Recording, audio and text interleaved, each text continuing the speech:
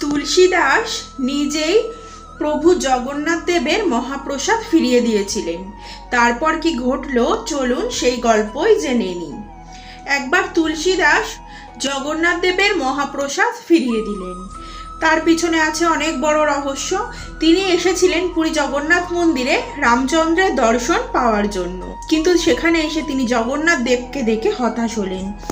হাত, কান এবং পা ছাড়া এই মূর্তি তো তার ধনুর্ধর রাম হতে পারে না। তিনি মনে খুব ব্যথা পেলেন। দুঃখিত হয়ে মন্দিরের বাইরে একটা গাছের নিচে মন খারাপ করে বসে থাকলেন। মধ্যরাতে এক দিব্য বালক এলো হাতে মহাপ্রসাদের থালা নিয়ে। তিনি বালককে বললেন, আমি আমার প্রভু রামকে ভোগ না দিয়ে কিছুতেই এই প্রসাদ গ্রহণ করতে পারবো না। বালকটি তখন হেসে বললেন, আপনি তো রামচরিত মানুষে লিখেছেন যে বিনা কানে শোনে, বিনা পায়ে হাঁটে, বিনা হাতে সব কাজ করতে পারে, তিনি হলেন পরম ব্রহ্ম। এই জগন্নাথই তো আপনার রাম। তখন তুলসী দাসের মোহ ভাঙল। তিনি বুঝতে পারলেন কত বড় ভুল করে ফেলেছেন। পরদিন তিনি মন্দিরে গেলেন। সেখানে জগন্নাথ, বলভদ্র আর সুভদ্রা দেবীর জায়গায় দেখতে পেলেন রাম, লক্ষ্মণ এবং মা সীতাকে।